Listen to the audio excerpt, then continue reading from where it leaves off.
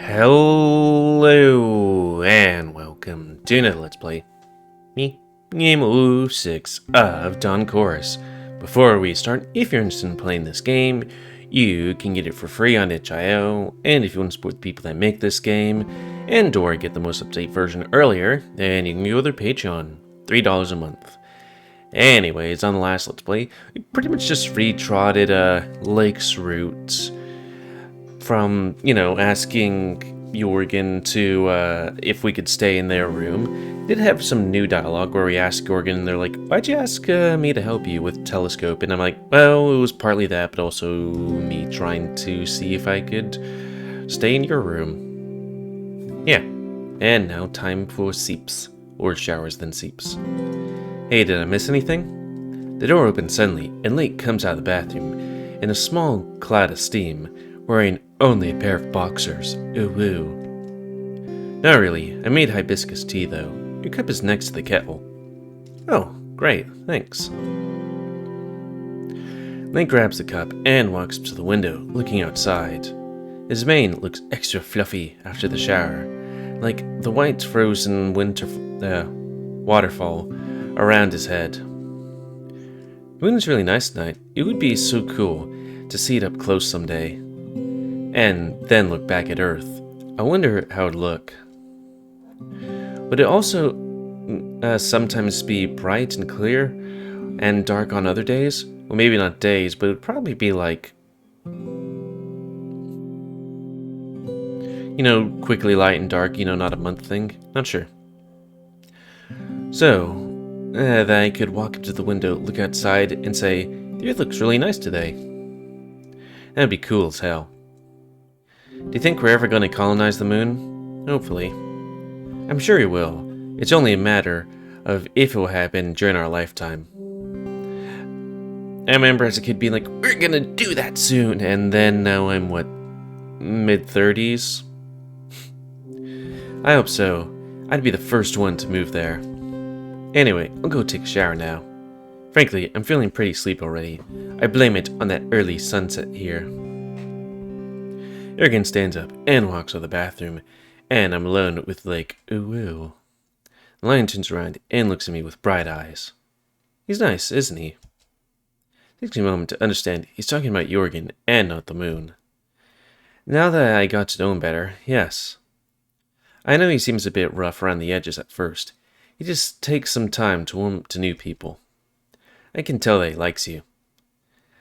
I can still hear you. An annoyed, muffled voice comes from the bathroom. Oh right, the bathroom isn't exactly soundproof. Ooh. Sorry, Jorgen.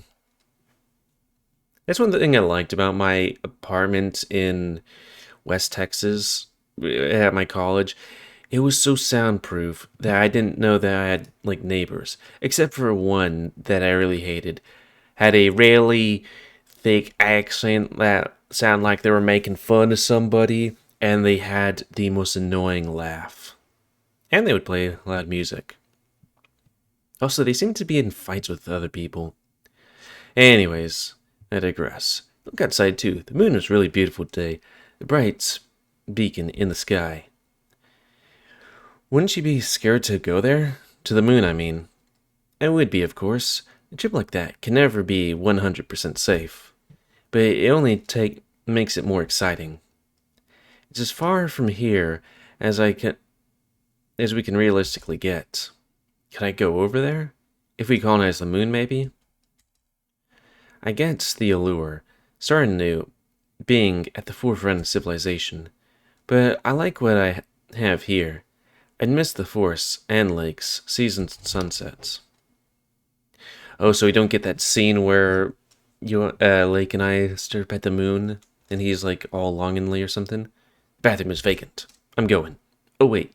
Lake, do you have a spare towel in the bathroom? Well, we have a towelette. I don't know. We each got only one big towel, but we didn't use the paw towel yet. It's quite sizable, but if you think it'll be too small for you, you can try asking for one from the reception. Thanks. It should be enough for one use. I first brushed my teeth, then special attention to my long canines. It's kind of weird that they call them canines. I mean, yeah, it makes sense and things, but there's also like, does that mean canines were the first people that, picked those things? For a second there, I was like, wait, there aren't any canines in this game, but it's like, oh wait, there's Miko. I'm glad they had a kit in the bathroom, with the toothbrush designed for feline. Those bigger and wider universal ones are sometimes painful to use. Then I undress myself, going down my boxers, putting on my clothes on the toilet. First make sure it's clean, look at myself in the mirror. I carefully inspect my face, looking for anything unfamiliar, but every part of it looks the same as ever. My eyes are somewhat bloodshot, but I blame it on the early wake. Still, I can't put my paw pad on it, but it feels somewhat different today. Maybe it's the change of something manifesting outside. Somewhere at the back of my head, there's an image of Jorgen looking at me from behind his massive glasses, with light gleam in his eyes. Whatever else I try to think about, my thoughts circle back to it. I didn't think he'd let me stay in his room. I'm still not sure why he did. Through my whole life, I don't think I've ever talked to anyone like him. So uncompromising, self-assured, and curious. I want to get to know him better. Shaking his thoughts off, I take off my boxers, let them fall to the ground. I shouldn't stay here too long, doing nothing, or Leg and Jorgen will start wondering what the hell I'm doing here. I grab my shampoo and conditioner from the bathroom kit and hop into the shower. The water is warm and pleasant. Wasting no time, open the shampoo and start rubbing it into my foal, starting with my head. Getting onto the bus this morning, I never would have guessed this day could end this way. I thought I'd maybe talk a bit with the others during meals, then walk around and take some photos outside. Maybe spend some time with Miko, then go to my room and read for a while, and go to sleep alone. But now, I'm about to sleep in a room with both Lake and Jorgen. Even though I didn't even know one of them this morning. I don't know if it's the tea that Jorgen gave me or something else, but I feel somewhat lightheaded. I continue with the relaxing ritual until I'm all clean. Then, I open the conditioner and apply it generously, brushing it into my wet fowl. It's unbranded, but it smells nice. Now I smell nice too. Finally, I rinse my whole body again and turn off the water. I step outside of the shower and dry myself with a fresh towel. I'm finished in a few minutes. Bless modern technology for those thick, super absorbing towels. And, now I realize something. I don't have clean clothes, so I need to put on the same ones from today. I wish I at least had a fresh pair of boxers. At least I didn't sweat as much today, and already took one shower, so it could be worse. I checked the t-shirt, and it doesn't smell of anything yet. Wearing only boxers, my t-shirt from Honestly, open the door and step outside the bathroom. Hey, Dark. Both Lake and Jorgen are seated on the bed, playing with their phones. Ooh, the mattress Lake brought for me is waiting in between the beds, already complete with bedding. The air is colder than in the bathroom, but still comfortable. Apparently, the three of us are hot enough to warm up the room plenty well. Hey, thanks for making the bed for me. You didn't have to. I could have done it myself. No problem, you're our guest. And that way we can go to bed earlier if you're ready. Oh, one thing actually, do you have a spare phone charger? If you have a standard port, then I have a spare cable and a charger. Warning. And also Radio Mixeon that can charge up to 3 phones at once. Is that one of those things where you put it on and doesn't need a port? Does it do touch contact or something? Sometimes it proves itself useful. Great, thank you, Jorgen. Sorry that I'm using the two of you like this. If I had a choice. But you don't, and that's not a problem. I'm only happy to have you here, Dark. I tried the rest of my clothes on the chair. It doesn't look very elegant, but what else can I do with them? I left the bathroom kit in the bathroom. as I'll be using it tomorrow morning, so the only thing left to do is take out my phone from my trousers and plug it in. And that, I turn off the light and get in bed. A lake made for me, covering myself up to my neck. The mattress itself is not too soft and not too hard, but it's a bit weird sleeping on the floor, as I can feel the hard wooden panels beneath the softness. I'm not going to complain, though. I'm grateful they took me in. Good night. Thanks again. Good night, Dark. And night, Jorgen. Sleep well. Did you set the alarm, Jorgen? I kind of forgot to. Yes, I did. Don't worry. I'm gonna wake up, even if I have to kick you out of bed. Also, I want to check my face. Yes, yeah. Good. I'll probably need that. I think I still have the alarm set since yesterday. What time is it set for? Well, it should start ringing soon. Better turn it off then. I take the phone and open the alarm app. It turns out that this time I didn't set the alarm to reoccurring. Okay, crisis averted. Silent again.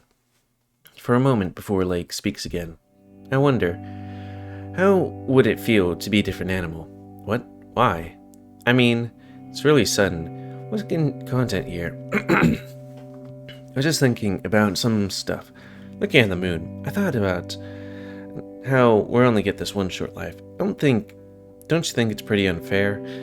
So much I want to do and see, and I don't cram for all this stuff into a short life. I'll never, ever get a chance to do it. So I was thinking about reincarnation. I feel like that would be much fairer than just, not existing. Both stay silent for some time, so after a pause, Lake just continues. Universe should be fair, so I think it's a logical conclusion. And I like the idea. Not only do you get no chance, but also, whatever good or bad you did in your life actually matters. And according to that, the next life you'll get is better or worse. It is tempting, I have to admit. How would it work, though? There would either be a limited number of souls, or a new one has to be created whenever there's more living creatures than souls available. And then, there'd be not enough bodies. What would happen if the souls waiting to be reincarnated? Those are just technical problems. If you can't remember your previous life, would that really be you? What would really constitute you then? Just the continuous consciousness? Or who you are, your character, your wants, your accomplishments, what you own and what you know? Where would you even put the boundary of a person? Would you still be you if you had no recollection of the past whatsoever? Would your previous life still matter in that case? Or would you be unfairly punished or rewarded for your actions as someone you can't even remember, nor relate to in any way? I don't know, frankly. I guess that's as long as I would still have my consciousness, then I'd be happy. Consciousness can be switched on off like a switch, with a few electrodes, or something as simple as feigning. It's just nice existing. I like existing. When you think that everything around you and yourself would disappear and stay like that forever, life is rough sometimes, but there are things I enjoy, friends I want to keep close, and don't want to have to let go of it someday. I think it would be harder to find some purpose in life if you kept on living forever. And living one life after another, that sounds like Sisyphus' toil to me. Living the best life you can isn't a very good goal when you can't learn from experience you gained in previous lives. I know, maybe there's some higher purpose, and we'll just never know until the end. We don't know that, though. I think it's better to find your own purpose in life before then. Or better, accept the possibility that there is simply no such thing. Personally, I believe that there's an error. To think that there's no predetermined purpose in life, then there's no meaning at all. I was kind of hoping that things would be different, but maybe things will change in day 2. I'd rather choose to think of life as a gift, and the purpose of meaning in it for us to create. Maybe I should just enjoy the ride while it lasts. Be thankful I got here at all, and all that. But it's not easy. I don't think the sense of finality that permeates everything. If there's no meaning to all this, then why are we even here? Meaning is exactly where you put it. and it makes it no less real. Some people find it in a quiet family life, others in fighting for a better tomorrow. Some in making art for themselves or for others, and some are simply content to explore whatever art is being produced. Sorry. In a way, we don't really find whatever meaning is, we make it. What deep stuff to ask before bed, which will keep us up at night. Are you feeling better now? A bit, yeah. Thank you. Just trying to burn through this as quickly as possible since we're retreading things. Conscious comes and goes in waves. It was warm and pulsating against the edge of my thoughts. Ooh. When I try to grasp it, it dissipates. Where am I? The moon is illuminating the room with silver glow. The shadow it cast on the walls seemed to move, mingling and morphing. A dark figure walked across the room quietly, a maned one. It shoots me a quick look before continuing to the door. I try to comprehend what I'm seeing, but the other dream washes over my mind like a wave, pulling me back into a formless sea. I wonder if that's like just a dream or metaphor, or if that's Lake going to go do something like Toruf. Ooh. Dark? Dark? Hey, come back to us! The thoughts branch out chaotically, and then fade into oblivion, like gliding in slow motion. My eyes open slowly. Right, I'm in Jorgen's room. Good morning. Morning. Huh? I can't say I'm with full certainty that Jorgen is partially obscuring them with his arms, but are these top surgery scars? Oh. His features seem delicate and maybe a bit feminine even, but... Hey, can I take the bathroom now? Go ahead, I'm all done. It's really weird, seeing you up before 8. Are you feeling alright? Never been better.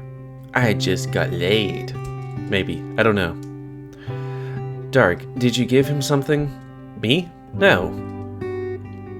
Jorgen dressed quickly, and rather gracefully, again in all black clothes. Okay, I'll make it quick. We have to go out soon. Good morning to you too, Dark. I hope you slept well. No lying snoring kept you up all night? Thankfully, no. Sleeping on the floor was surprisingly comfortable too. I was afraid I'd wake up with my back killing me, but no. It was no worse than sleeping in a bed. You want some hibiscus tea before breakfast, maybe? There's still some left over from yesterday evening. Sure, I could use some. It was really tasty after you diluted a bit. Jorgen goes off to pour us some leftover tea, and I move to the window to check the weather. The gray, heavy sky is barely illuminated by the sun, still hidden behind the horizon. It's snowing heavily. So much that falling flakes obscure the view of the mountains. The ground is completely covered in snow too. It must have been snowing for the entire night. Here you are. Oh, thanks. Jorgen sits down on the edge of Lake's bed with his cup, so I do the same, taking the spot next to him. Take a sip of tea. During the day, you eluded it with hot water, so it's pleasantly warm. This time, familiar with the taste, I don't need any sugar to help gulp it down. Jorgen sips his tea slowly and quietly, looking out the window, or perhaps not looking at anyone in particular, just lost in his thoughts. It must be pretty cold outside. Let the snowfall settles before we reach town. This much makes it much harder to take photos. Kept warms and paused pleasantly. I'd never have guessed Jorgen is trans, or maybe he isn't, and I'm assuming too much. I don't know what else those scars could have been. Still, I know about them from Chirper only. Maybe Twitter? That'd have to be Twitter, right? Chirper? I never had any trans friends in the uni or from high school that I knew of. This is all a bit new to me. I don't think I could ask about it unless he mentioned it first. It seems a bit rude and nosy. I've been reading about near-death experiences recently. What kind? I mean, out-of-body, tunnels of light, full-on hallucinations kind of thing. People claim they died, were separated from the bodies, and then came back, and how it changed their lives. And what do you think of it? I think it's ironic that they need to almost die to appreciate living. Maybe it's not good to experience something like that at some point in your life. Or maybe it's good, not good, but it is good. Maybe not. I'm not a psychologist. I can only draw conclusions from what I read and compare it with my own experiences of reality and the stories of others. Do you experience something like that? In a way, but not really. I've only had a few situations in which I was in some serious danger, but that's not the same. None of these changed my life much. At most, maybe I got a bit angrier. Oh, why angrier? What happened? You know, the one thing that really irks me is injustice. It's endlessly frustrating that bad deeds can go unpunished. And that's how life is. Sometimes there's nothing you can do other than accept your situation and move on. The milky glow of the dispensed sunlight reflects in Jorgen's glasses as he turned his head to look outside again. That ended on a somber note. Sorry. That wasn't my intention when I started this conversation. What I meant to say is that it's good to learn to appreciate life while we're living. I nod and sip the tea again. It's still bitter, but I don't mind. What about you? Ever been close to death? No, thankfully not. I've been leading a peaceful life so far. Not that any dangers out in the Finland wilds. Well, unless you drink too much or drown in the lake. You know, like that one game, Echo. Or did they? But I've never been too much into drinking. Good. Yeah, kids, don't drink. My, what a foggy morning. It's so dark in here. How much time do you have left? 15 minutes. We still have a moment. That's good, because I just remembered something. Dark, you have your instant camera with you, right? Yeah. Why? You're supposed to show me some more photos. Do you have any with you right now? No really. Just the one I took yesterday and showed you at lunch. Aw. Can I see the camera itself? I love the vibe that instant cameras have. Sure thing, if you want. I would take a picture of you. Really? Dark, that'd be so cool. You're the best. Wow. Now that's some enthusiasm. And that's not a big thing. Just tell me what kind of photo you'd like. Anything works, really. I'd just be happy to have one. Okay. It's not much light yet. You'd have to face the window, and I'll stand here. Let me get dressed first, okay? Ah, right. Wow, flustered, he's even cuter. Then goes away to dress himself, and I take the camera out of my bag. But turning it on, I see something shiny on the bottom of the bag, where the camera was. Huh? At the bottom of the bag, there's the key to my room. I think I found the key. The key to your room? Yes. And I had it with me this whole time. That's good. You can retrieve your belongings now. I put the key there, though. I must have been really out of it yesterday morning. Wow, what a stupid situation. You can stay here if you prefer that, of course. I got the mattress for the rest of the trip anyway. Right, Jorgen? Sure, I don't mind it. You guys are really the best. Pull them both in a hug, snuggling into myself closely. Neither of them protest or try to wiggle out. Blake wraps an arm around my neck in return. Thank you. No problem, dude. We're happy to help you here. Oh, the photo. I almost forgot about it. Grab the camera from the table and point at Lake. Ready? Shoot. Grab the milky white photo and pull it from the camera, putting it in a compartment in the bag. Why are you hiding it? I want to see. It needs a few minutes to develop. There's nothing on it yet, and I have to shield it from light. Right now, the film is still sensitive to light. I wonder if that's why I remember... stretching. Some Polaroid pictures seem to be, I don't know, washed out, or have like this tinge to them. Though maybe I was just looking at them early. Or maybe there was post-exposure? Who knows? Been a long time since Polaroid pictures. Let the chemicals work. You'll see at breakfast. Not to be a buzzkill, but we have less than 10 minutes to breakfast now. I'll go wash myself then. Don't wait for me if I'll be late. Of course, we'll wait. Speak for yourself. I want morning coffee. Okay, I'm going. I'll make it quick. I think we can burn through breakfast. Somehow we made it to the cafeteria exactly on time. It's emptier than I ever thought it would be, though.